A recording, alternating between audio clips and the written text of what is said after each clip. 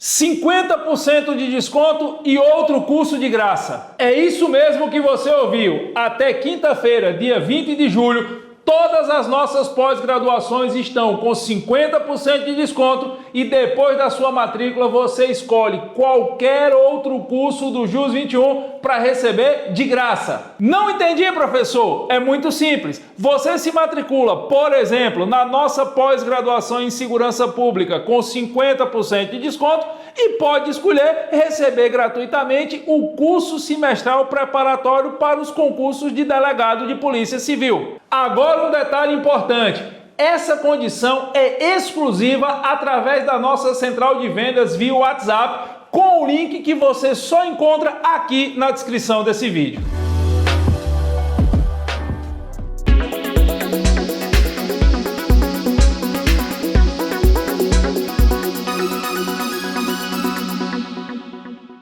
Fala pessoal, boa noite, sejam muito bem-vindos ao início dessa semana de lives aqui no Instagram, perdão, uma semana dedicada a debates relativos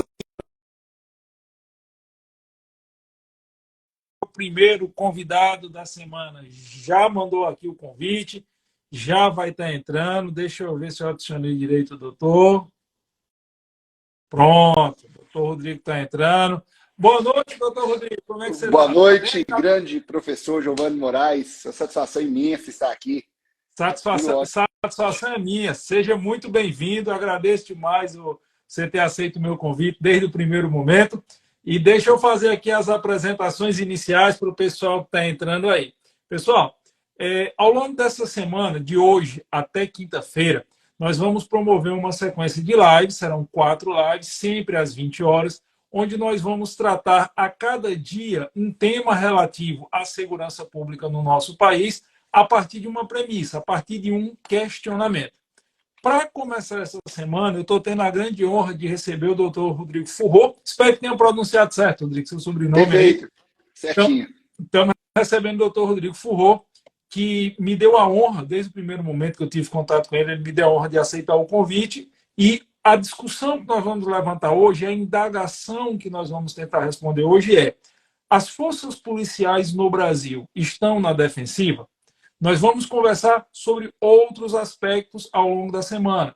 Nós vamos conversar, por exemplo, se existe ou não uma ideologia de exaltação à criminalidade no Brasil, que vai ser o tema da live de amanhã com o doutor Eduardo Pérez. Nós vamos conversar sobre se a ocupação territorial pelas forças policiais ela pode ser um impeditivo à expansão do crime, que é o tema da quarta-feira com o tenente-coronel André Carneiro.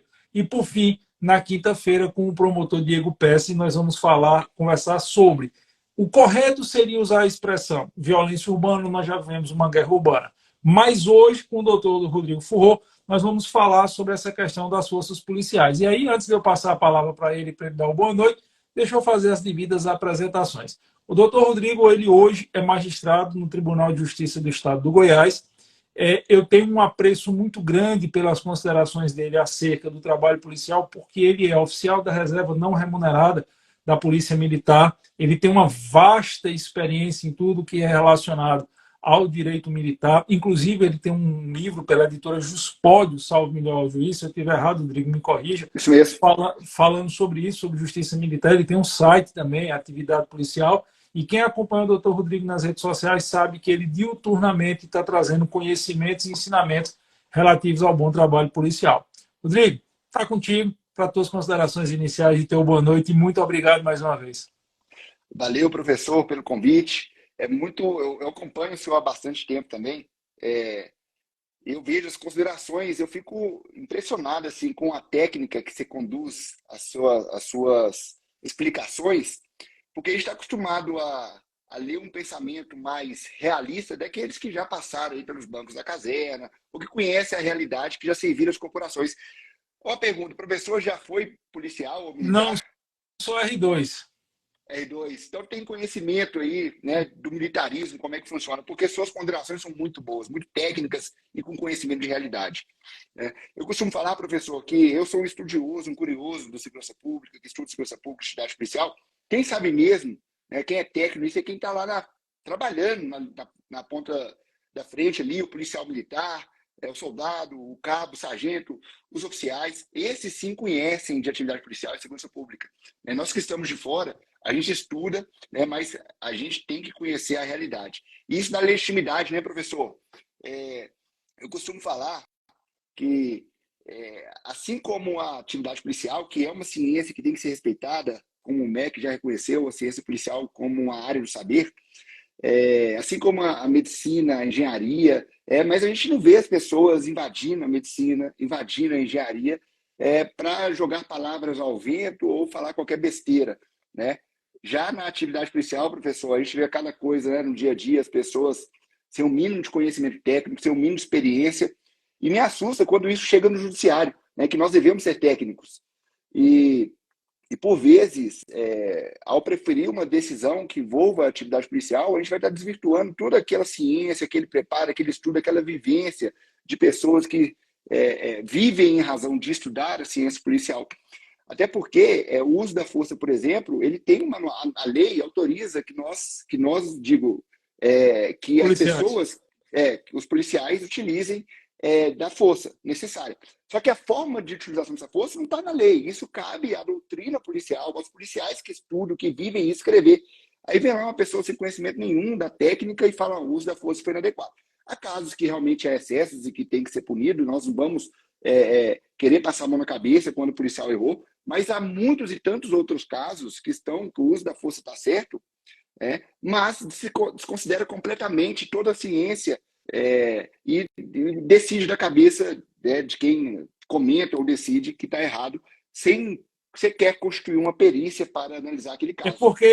Porque muita gente faz uma análise baseada no senso comum, né? E nós sabemos que no trabalho policial o senso comum normalmente não vale para o dia a dia. Existe todo um procedimento operacional previamente estabelecido, cada circunstância demanda de um tipo de atuação, até aquela própria cadeia de emprego progressivo de força, né, doutor Rodrigo? Você tem uma série de situações onde a evolução de cada etapa do emprego progressivo de força vai acontecer num ritmo diferente, que é algo que para o cidadão comum, para o paisano, para o leigo, é algo completamente estranho, né? Completamente anômalo. Então, ele tende a interpretar a atividade policial dentro do senso comum e, na maioria das vezes, essa interpretação não condiz com a realidade policial.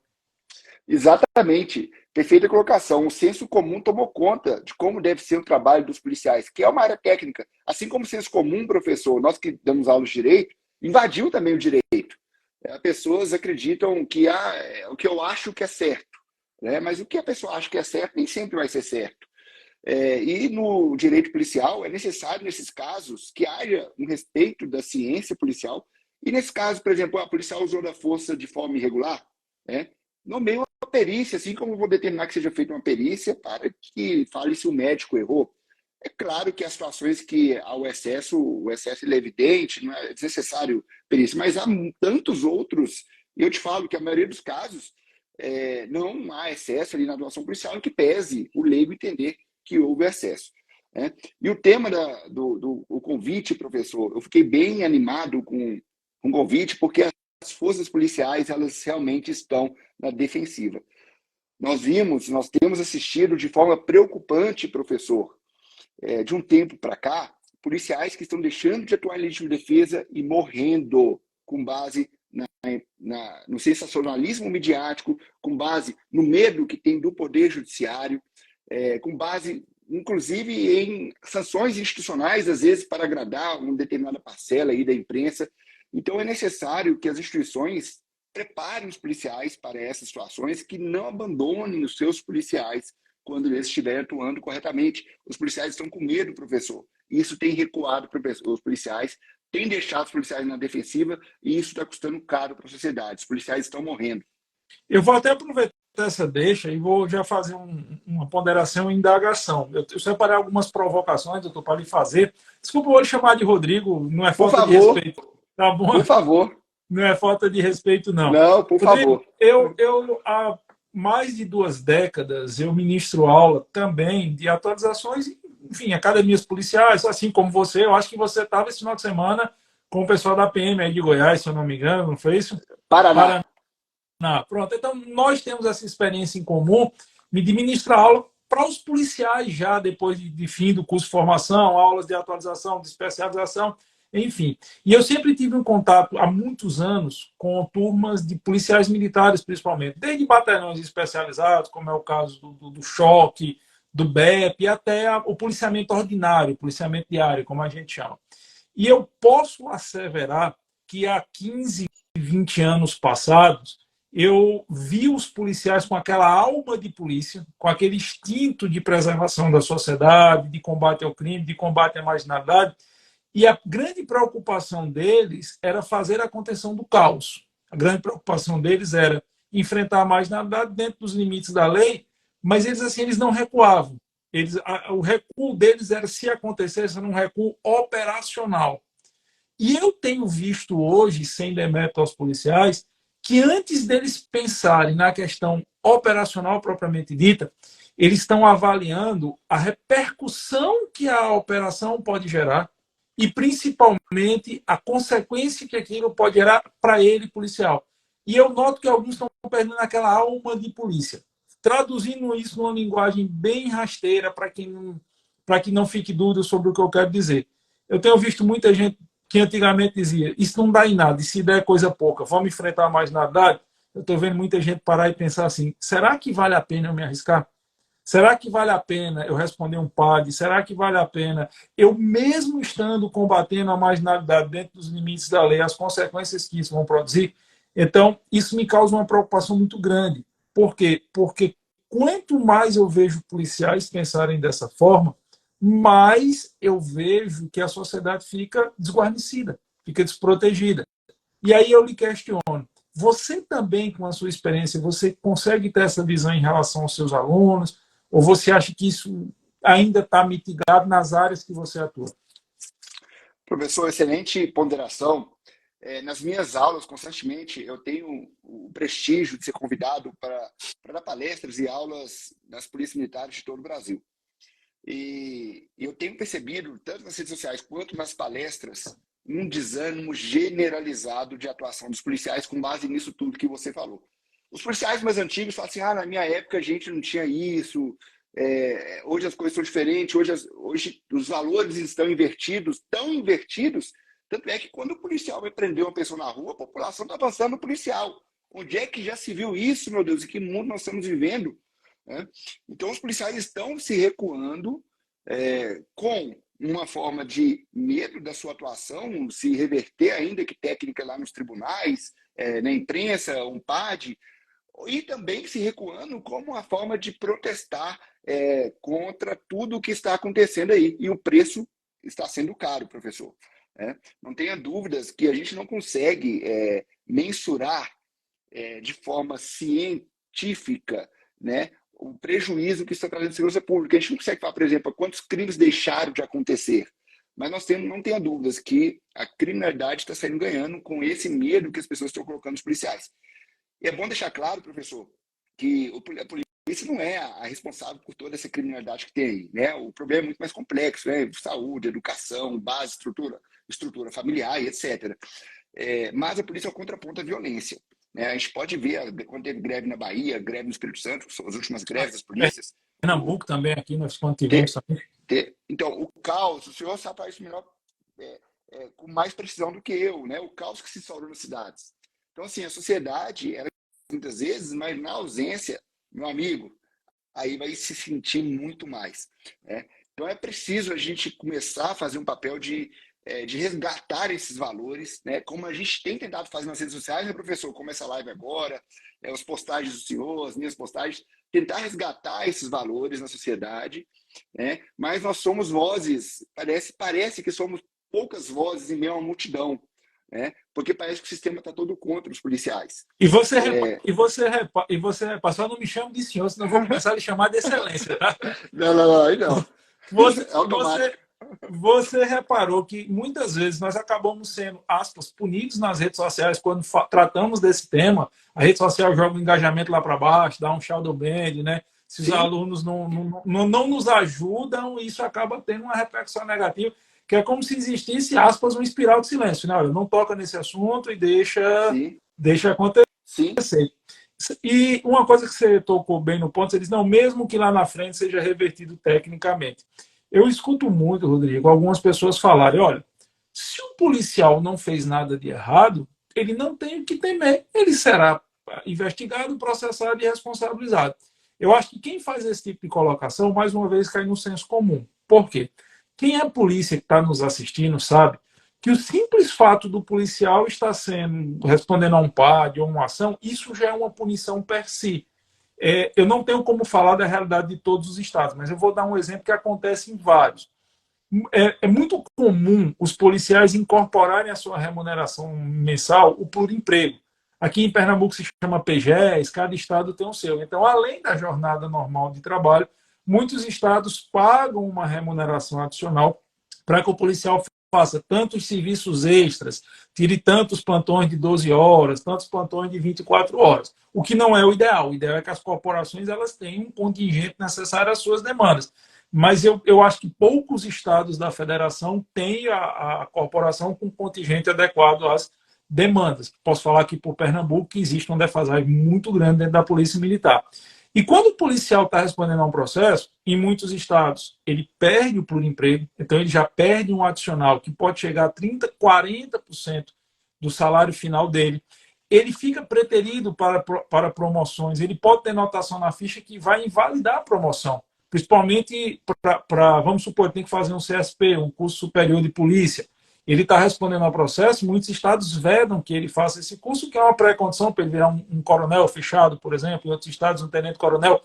Fora o gasto, fora o custo. Muitas vezes o policial tem que se desfazer de um pequeno patrimônio que tenha para poder bancar uma defesa técnica no processo, ainda que no final ele seja inocentado. Então, eu acho importante essa sua fala, porque nem todo mundo enxerga que o policial está sendo investigado ou processado já é uma punição em si. E se você vai investigar, processar o policial por tudo aquilo que você acha que está errado ou que ele não deveria fazer, você está dando um recado ao policial. Não faça nada.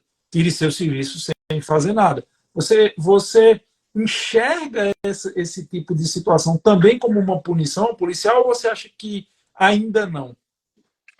professor, esse comentário que o senhor disse, o senhor está no automático, né? Que eu fui militar também, aí fica no automático.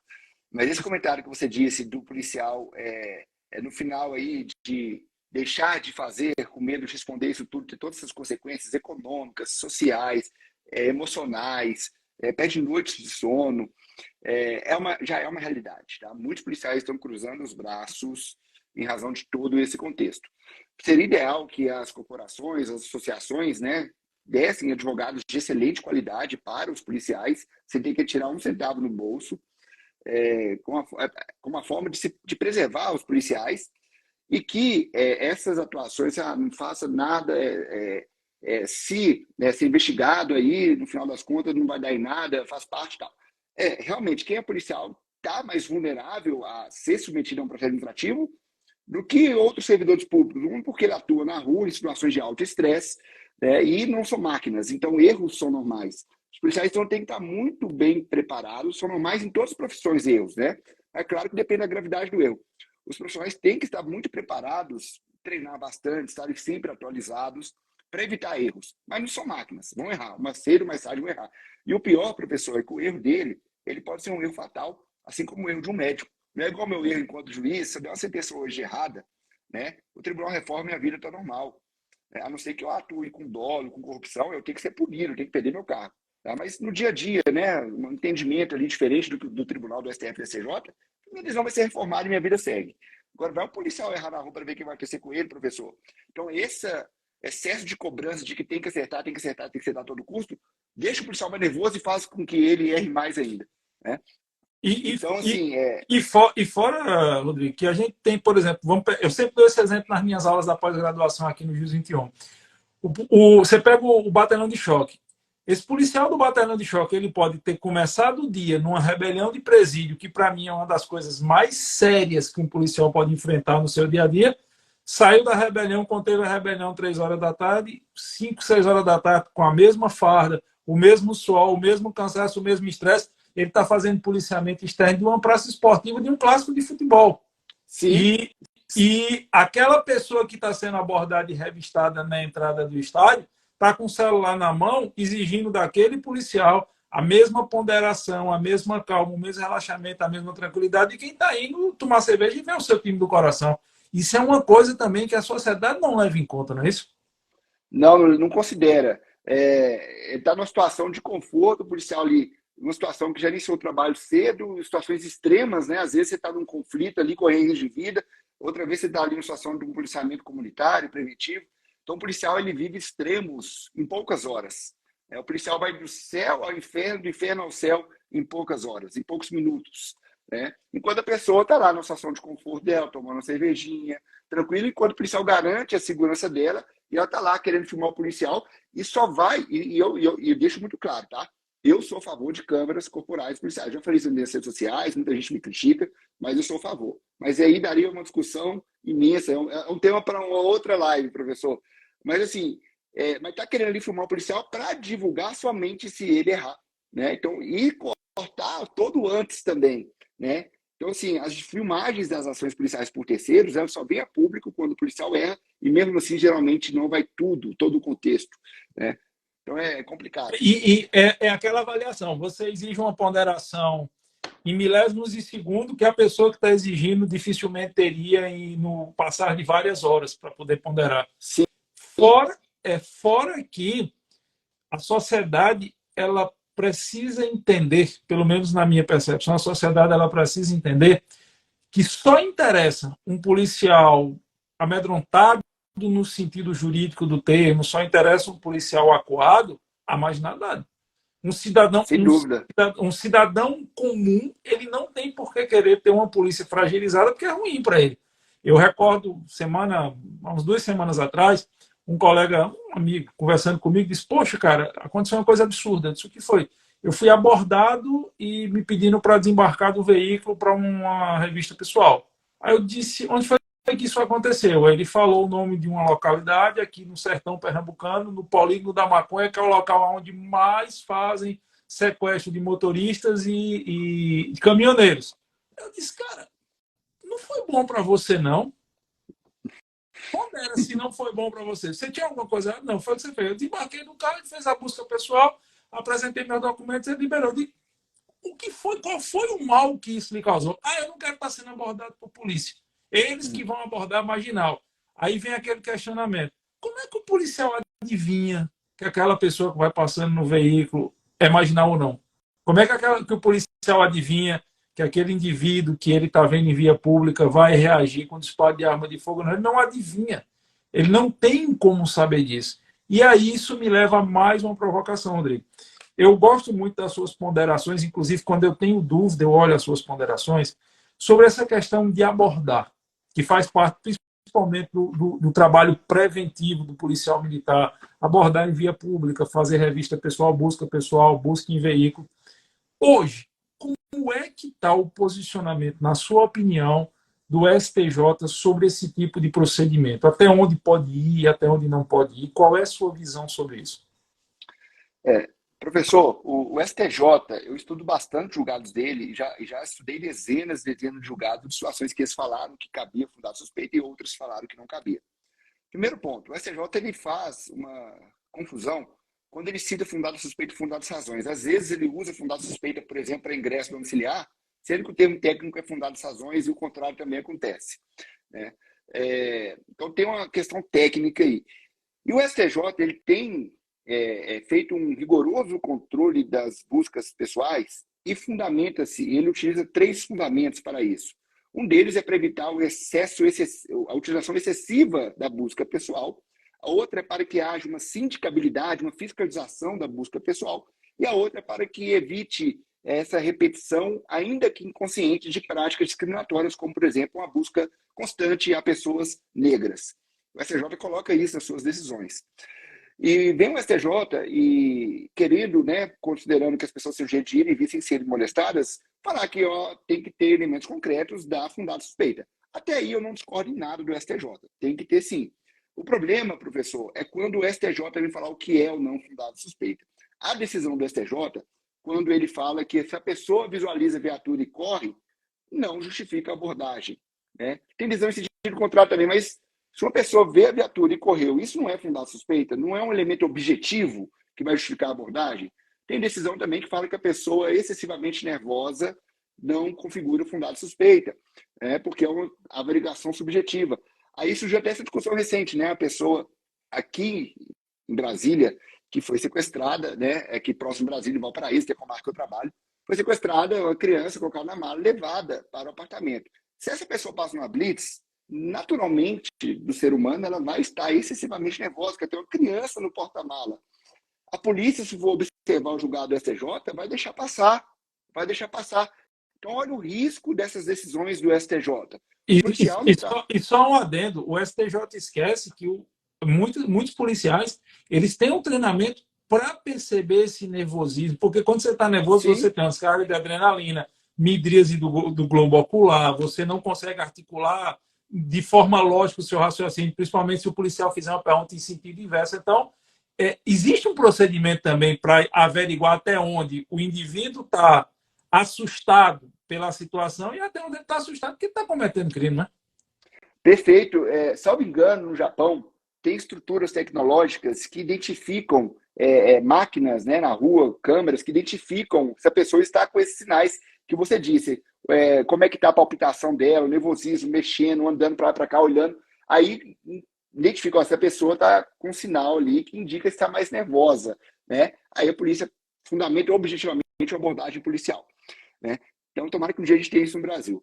Mas, professor, é exatamente isso. Então, os policiais eles têm todo o treino, têm todo o preparo para identificar quando a pessoa está em fundada suspeita.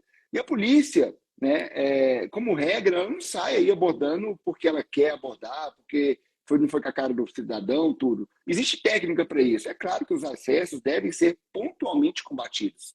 Tá? Mas não estão querendo falar que a regra, as abordagens policiais, né, elas são excessivas. E essas divulgações constantes pela imprensa, essas decisões do STJ, têm fomentado pessoas, né, na hora da abordagem, você não aceita ser abordado. Não tem fundada suspeita. Então, a própria pessoa está cabendo a própria pessoa falar se ela tem fundada suspeita. Né? O que é completamente incabível. Nós temos situações de busca preventivas. A pessoa, professor, ela vai ao estádio de futebol, ela não acha ruim de sofrer uma busca pessoal. Ela vai numa casa noturna, não acha ruim de passar por uma busca pessoal. Né? A pessoa, quando compra, tem casos também de busca veicular, quando na fiscalização aduaneira, Quando a pessoa vai viajar de avião. Vai embarcar para Disney, que ela é selecionada para aquela Isso, busca lá, até isso. o negocinho no dedo passa e ela acha a cor mais maravilhosa do mundo, bota foto depois dizendo que foi fiscalizada, né? Exatamente. Então, assim, tá tudo o contrário. O mundo tá de cabeça para baixo, professor. Então, assim, a pessoa reclama e ela tem que pensar que se ela está sofrendo busca policial, que bom que a polícia está abordando, né? Podia estar passando um cidadão aqui, né, armado e eu vou ser vítima na esquina. Né? Eu já fui abordado 5 vezes pela polícia, nem falei que eu era magistrado. Né? Me deu busca enquanto magistrado, estou na condição de cidadão comum, olhou meu carro, tudo. Uns 2 ou 3 policiais perguntaram no final da abordagem qual era a minha profissão. Eu falei, por favor, continue aí, termine a busca. Né? Mas, sim, professor, é exatamente isso. Então, assim, o STJ tem que ter o controle, tem trazer diretrizes para que haja o controle das buscas pessoais, mas o problema é quando diz em um determinado fato concreto há ou não busca, há ou não fundado suspeita e fundadas razões. Né? O indivíduo está na porta da casa vendendo droga, ponto de tráfico, vê a polícia, corre para dentro de casa, se a polícia entrar, não é fundadas razões. A polícia visualiza de fora o indivíduo embalando droga, a polícia entra, não há fundadas razões. Então, assim, o problema é quando diz ou não que há fundadas razões fundadas suspeitas. Isso, para mim, até porque é quase impossível criar uma regra objetiva para situações de rua que são subjetivas, né? Sim, sim. O STJ, ele não está errado em querer que haja um rigor nisso, mas nos casos que eles analisam, a meu ver, com todo respeito, há muitos equívocos. E são situações subjetivas que tem que se tornar tem que ter um elemento ali que vai também dar uma objetividade, até porque se for tudo 100% subjetivo, você permite muitos excessos também. Né? E nós temos que querer preservar direitos fundamentais. E a polícia é uma preservadora de direitos fundamentais, né? Direitos coletivos, segurança pública, direito do patrimônio das pessoas que estão na rua. Então, assim, a polícia tutela direitos fundamentais também na rua, né? Então, eu vejo esse cenário muito preocupante, professor. Mas eu tenho fé que com o tempo as coisas vão melhorar, que nós Eu, vamos eu, vencer isso aí. eu sempre digo que, por regra, nenhum policial sai de casa de manhã pensando em ter um problema, em cometer uma Uhum, ilegalidade, nada. Assim como nenhum professor sai de casa pensando em fazer isso, nenhum comerciante, nenhum uhum, magistrado, ninguém. Existem policiais que, porventura, podem incorrer em ilegalidade? Sim, existe. Como tem professores que podem incorrer ou qualquer outra profissão. Mas, infelizmente, os policiais eles estão na vitrine, né? Então, por estarem na vitrine, eles acabam sendo mais vistos quando cometem um equívoco. Certa perfeito. feita, eu escutei uma frase que eu me apropriei dela e uso muito nas minhas aulas, que é o seguinte: quantas abordagens policiais acontecem no Brasil e quantas operações policiais acontecem no Brasil diuturnamente? Centenas de milhares. Você escuta falar de quantas? 3 ou 4 por dia. Por quê? Porque foram as que deram errado. Foram as que teve algum excesso, foram as Uhum. que teve algum problema. E isso vai inviabilizar as outras centenas de milhares de áreas? Óbvio que não. Eu acho que esse é um raciocínio que a sociedade precisa fazer. Mas deixa eu te fazer uma penúltima provocação. Essa questão da abordagem, da busca pessoal e do STJ, eu também concordo com você que não pode ficar solto, é preciso traçar parâmetros para isso, mas os parâmetros eles não podem engessar o trabalho policial. Aí eu lhe pergunto, não sendo desejável engessar o trabalho policial, será que não seria hora das próprias corporações partirem na frente e começarem a preparar os seus policiais através de procedimentos respaldados pelas corporações? Por exemplo, a instituição Polícia Militar do Estado Alfa orienta os seus policiais a agirem em caso de abordagem da forma X. E essa instituição, caso o policial seja acionado, ela responderia, não administrativamente, mas ela viria ao tribunal e dizer, olha, a orientação que o policial recebeu foi essa aqui, verifique se ele seguiu essa orientação. Será que trazendo a corporação para estabelecer essas regras, ao invés de deixar exclusivamente no judiciário, será que não seria uma forma de mitigar essa situação, Rodrigo? Professor, eu tenho falado isso nas palestras. Eu estive em Goiás na quarta-feira e estive no Paraná no final de semana. E eu falei, as instituições precisam escrever até onde os policiais podem ir. E na hora que o policial for ser questionado, a instituição tem que estar ali com o policial, através do comando, apoiando o policial que fez certo, o policial que acertou, que seguiu os protocolos das instituições. Isso é extremamente necessário e as instituições já estão fazendo isso. Eu sei que existem, por exemplo, em Minas Gerais, e saiu recente, inclusive quando eu estava lá no Paraná, saiu uma normativa lá também, falando orientando os policiais como agir nessas situações.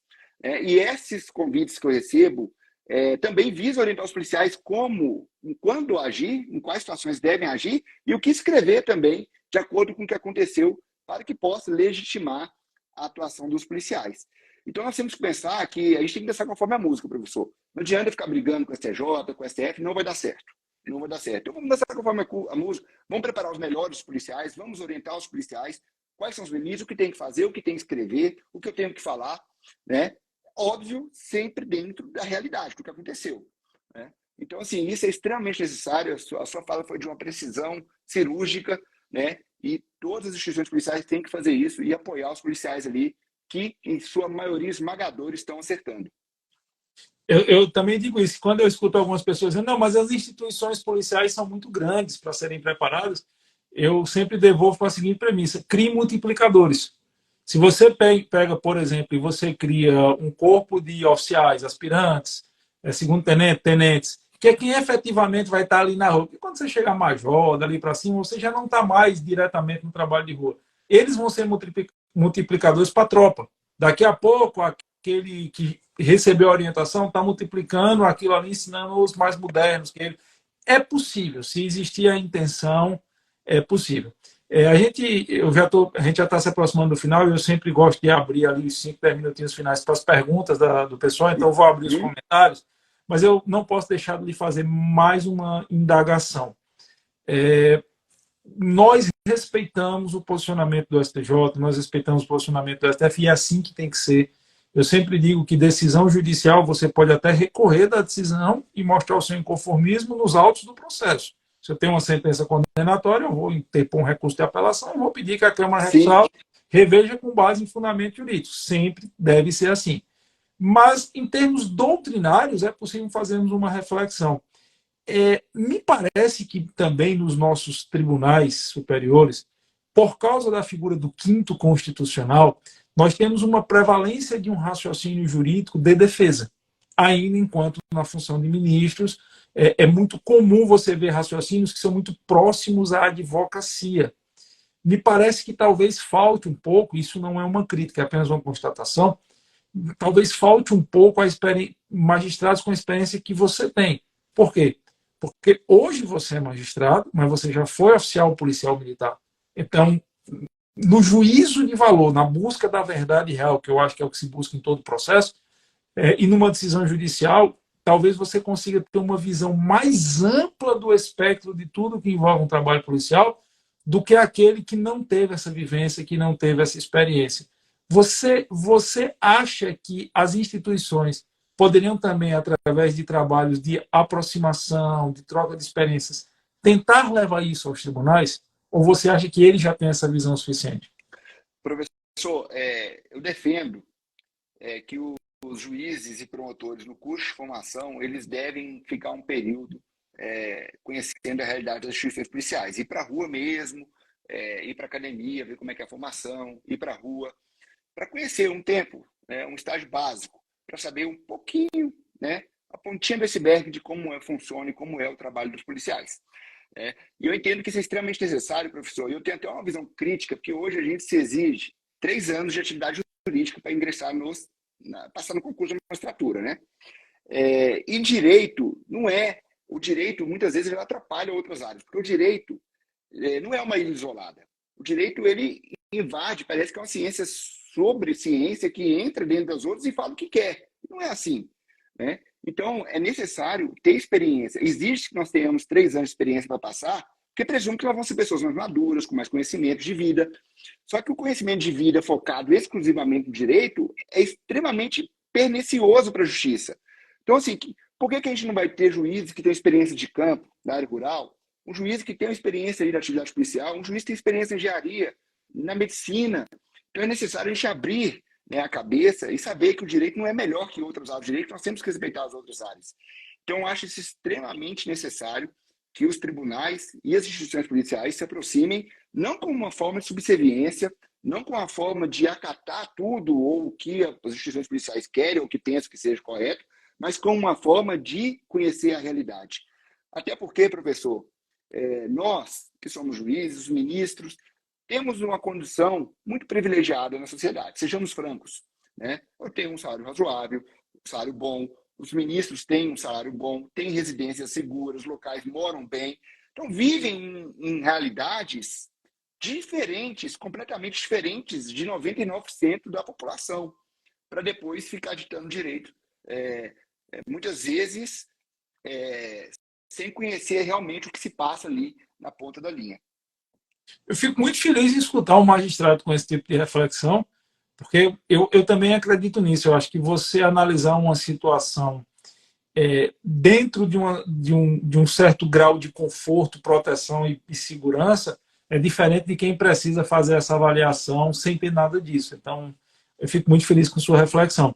Eu vou abrir rapidamente aqui para selecionar algumas perguntas, Rodrigo, e só queria, antes de agradecer a você, eu vou deixar para agradecer você no final, eu queria agradecer todo o apoio aqui do pessoal da pós-graduação do JUS 21. Essa semana está sendo possível, depois vai estar disponível no YouTube também por causa do pessoal aqui da pós, do juiz que cria toda essa estrutura, faz toda a nossa divulgação e tudo.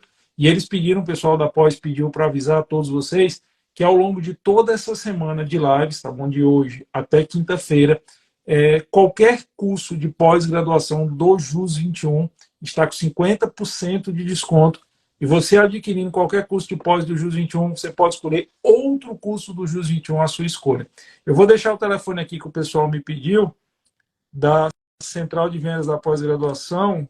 Na verdade, é o telefone da Central do JUS 21, senão eu apanho aqui da minha coordenadora, Rodrigo, Tá que certo. já mandou 10 mensagens aqui. Coloca aqui rapidinho. 8676 8431. Ela pediu para avisar que qualquer um de vocês que tiver qualquer dúvida, é só mandar um WhatsApp para esse número, ele vai estar, na verdade, que é o gerente geral, pessoalmente atendendo vocês, e aí vai tirar todas as dúvidas, vai dar todos os descontos que vocês precisarem.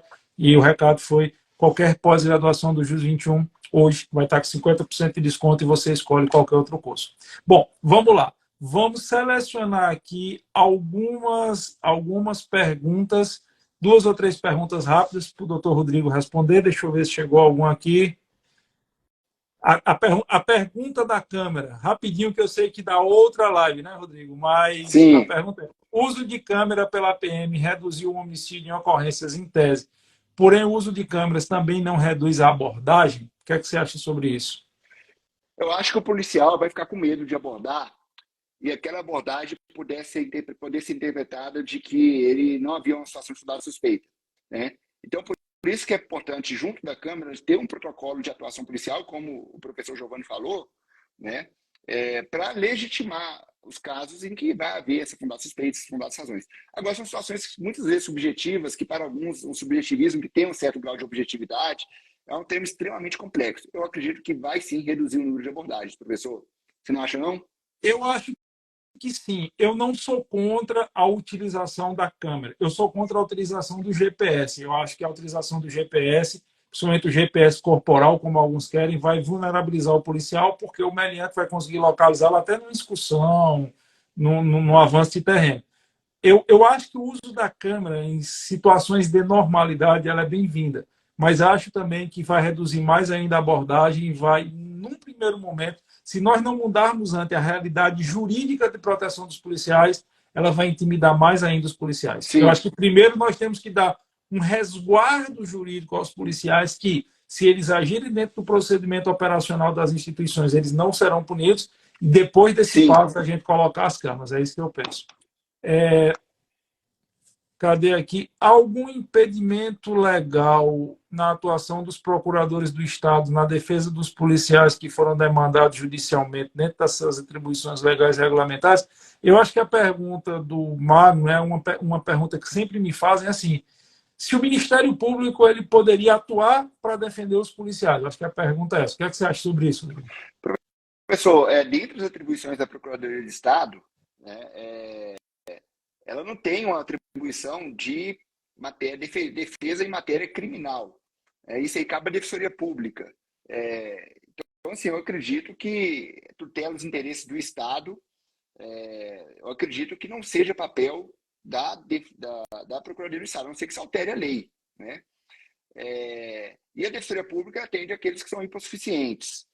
E muitas vezes o policial militar não vai se enquadrar dentro dos critérios ali de defesa da defesa pública, a não ser nos casos que a própria lei prevê, como ocorre, por exemplo, no caso de homicídio, uso de força letal. Né? A própria lei prevê ali que a defensoria vai fazer defesa. Então, nesse caso, eu acho que teria que ser alterada a lei, tá? Enquanto pode até ser que haja um movimento nesse sentido, que a Procuradoria do Estado defenda os policiais, porque agem, né, enquanto agentes públicos, servidores públicos em serviço. Pode até ser que haja uma alteração nesse sentido, mas, por enquanto, o formato, o ordenamento jurídico atual, ele não permite esse tipo de interpretação. Tá? Mas seria bom que um movimento desse no Congresso, algum parlamentar, né, da origem dos policiais, pudesse propor algo nesse sentido, e haveria uma grande resistência dos procuradores de Estado. Eu acho que talvez o caminho menos difícil seria o fortalecimento das associações. De Sim, repente, as associações terem um serviço de assistência jurídica para os policiais, associações de praça, associações de oficiais, porque eu noto que muitos policiais precisam realmente, mesmo eles não se enquadrando no critério de hipossuficiência econômica, é custoso uma defesa para eles. Então, talvez as associações pudessem fazer esse serviço aí ou prestar essa assistência. Vamos pegar só mais uma pergunta aqui rapidinho, deixa eu ver aqui se chega mais alguma. Cadê? A busca pessoal está enquadrada no artigo 244 do CPP e o poder de polícia no artigo 78 do CTN. Foi perguntado sobre a iniciativa das instituições, porém o ideal não seria fazer o assunto no Código Penal Militar, no Código de Processo Penal Militar? O que é que você acha, Rodrigo? Não seria, Diego. Por quê? Porque o Código Penal Militar e o Processo Penal Militar se aplica-se nas situações de crimes militares. Então, por exemplo, o fundado suspeito que é feito na rua, uma abordagem, ele é feito com base no Código de Processo Penal comum, tá? A não ser que é um fundado suspeito de um crime militar, aí ele vai ser feito com base no Código de Processo Penal Militar. Então, o cenário ideal, a meu ver, não é tratar esse assunto realmente no Código de Processo Penal Militar, não. É no Código de Processo Penal comum mesmo. E uma última pergunta, essa é minha. Fala-se muito na unificação das forças policiais, polícia militar e polícia civil. Você é a favor ou contra, Rodrigo? Professor, eu sou contra. Eu sou contra a unificação no formato que querem. Eu sou contra que ambas as polícias possam fazer o ciclo completo de polícia, mas cada uma dentro da sua área. Até porque, se unificar, a tendência vai ser a polícia se tornar uma instituição completamente civil. E eu entendo que é importante que haja instituições de natureza militar, pelo menos no Brasil, realizando ali o policiamento preventivo, como acontece em vários países do primeiro mundo. Espanha, Portugal, são países que têm a polícia, o Chile aqui vizinho, né? Não é no caso do primeiro mundo, mas Chile está aqui, também a polícia de natureza militar que está na rua. Então, assim, por todo mundo há esse formato de policiamento. Tá? Não é só não é uma exclusividade do Brasil, como muitos falam equivocadamente por aí. Então, eu sou contra porque as características do Brasil de ter uma força de natureza militar na rua, ela é importante. Pode precisar de, quando você vai utilizar ali de uma pronta resposta, de uma hierarquia, disciplina, de uma organização, principalmente o Brasil, que é um país que precisa ter a tropa ali bem preparada, não que a polícia de natureza civil não possa ser, mas eu falo do ponto de vista de hierarquia e disciplina, tá? Não existe nenhuma força melhor que a militar para situações de conflito extremo, tá? Então, eu acho que é necessário, pelo menos por um cenário para o Brasil, que a força continue sendo militar, tá? Pelo menos a polícia preventiva e com o ciclo completo. Para mim, o ideal seria esse, tanto para a polícia militar quanto para a polícia civil, como ocorre em todo mundo. Perfeito. Eu também defendo essa. Assim, o seu raciocínio é perfeito para mim, eu defendo essa tese também. Eu sou contra essa fusão, essa unificação, até porque uma coisa que eu aprendi na caserna é que, para certas situações, é necessário a premissa da hierarquia e do militarismo no bom sentido, não nesse Sim. sentido negativo que colocam. E, Sim. infelizmente, o Brasil ainda enfrenta um certo tipo de marginalidade e criminalidade que o combate tem que ter natureza militar. Não a natureza militar das Forças Armadas, mas uma natureza Sim. militar policial. Então, eu acho que é importante não existir essa fusão, até porque, como você bem disse, existir na fusão, uma das primeiras coisas que morreria seria essa hierarquia militar, que hoje ainda garante uma pronta resposta Sim. em certos casos. Rodrigo, Perfeito. eu queria lhe agradecer demais a sua gentileza, queria agradecer demais e em público aqui até assim sua humildade. Você é um dos grandes e renomados intelectuais desse país. Quem conhece direito ligado à atuação policial, não só direito militar, mas ligado à atuação policial, conhece seu nome, é um dos primeiros nomes que vem à sua cabeça. Eu já tive oportunidades em outros momentos de eu estar levando pedrada na rede social porque eu fiz um comentário sobre uma fala de uma ministra que eu escutei e todo mundo dizendo que não era, e o Rodrigo foi uma das primeiras pessoas que disse, não, o Giovanni está certo, e me mandou um vídeo. Eu tinha escutado e não tinha um vídeo, não sei se você lembra disso. Lembro. E você tinha um vídeo. E eu dei minha declaração, levando pedrada a todo lado, mas eu não tinha um instrumento probatório. Aí o Rodrigo disse, professor, está aqui, o senhor está certo, o senhor não entendeu errado, o instrumento é esse, sempre com essa humildade que é típica dos grandes homens e dos grandes intelectuais. Então, Rodrigo, muito obrigado por essa honra, obrigado por estar abrindo essa semana.